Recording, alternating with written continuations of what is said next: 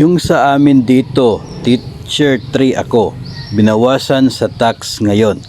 Tax last year at tax sa PBB 2021 daw. Ang nakuha ko 13,563 na lang. Hay nako, ano ba yan? So, ito po ay tungkol sa release ng SRI 2023.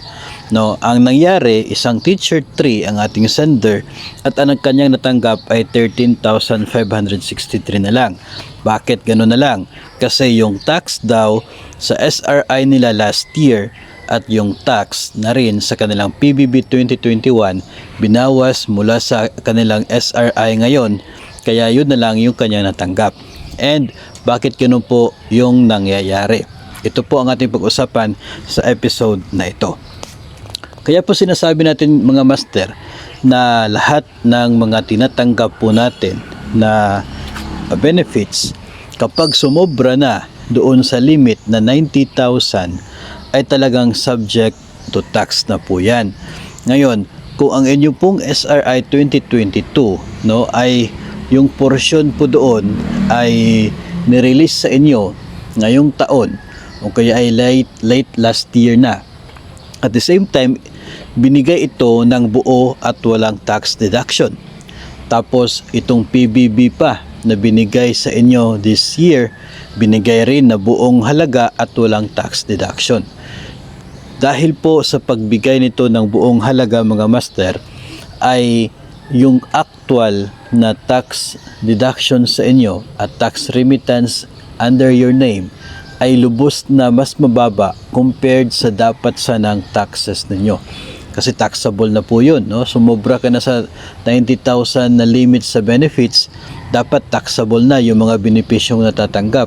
Pero dahil hindi po kinunan ito ng tax upon release, kayo po ay pinasaya, binigyan ng buong halaga during the release at kahit ito ay taxable na.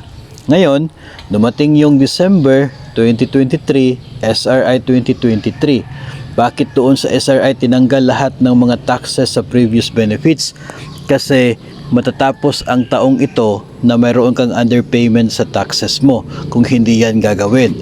Wala na rin silang sahod na kung saan doon i-adjust itong tax deductions. Kasi December na. No, siguro tapos na yung first half ng sweldo ninyo. Tapos na yung paggawa nila ng payroll for December. So, wala na pong next month for the year 2023. Kaya lahat ng mga kakulangan sa taxes doon na tinanggal from your SRI.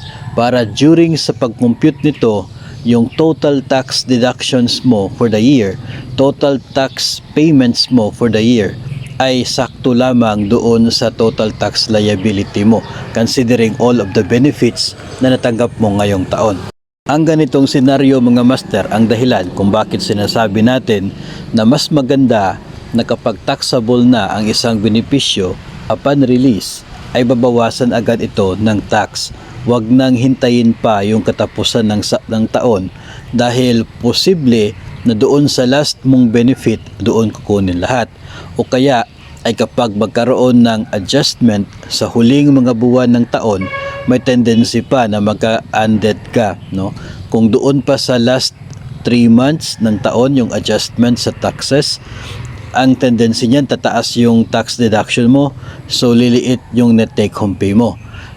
Kung 5,000 na lamang yung balance sa net pay, ang mangyayari niyan, magkakaroon ka ng undeducted obligation. So mas maganda talaga na upon release nung PBB 2021 o kaya ay noong SRI 2022, dapat kung taxable na yung level mo sa benefits mo, tinanggalan na siya kaagad ng taxes kasi nga maaaring makakaapekto sa huling bahagi ng taon if ever di po ginawa. At ito na nga po yung nangyari sa sender natin na isa pong teacher 3 na nasa 13,000 na lamang yung nakuhang SRI dahil doon sa taxes ng previous SRI at PBB na hindi kinaltas upon release. So, yun po mga master ay isa pong totoong istorya, pangyayari na posible rin po mangyayari sa kasama po natin na iba, no? Yung mga masayang tumatanggap ngayon kasi buong buo yung nakuha nila kahit alam nila na yung level ng kanilang benefits ay doon na sa taxable level. No, kung masaya ka ngayon dahil walang taxes, darating yung time na magkakaroon ng adjustments niyan at sigurado maaapektuhan pa rin po yung magiging future na matatanggap mo kung during the computation ay makikita na mayroong underpayment doon sa tax deductions mula sa mga benepisyo.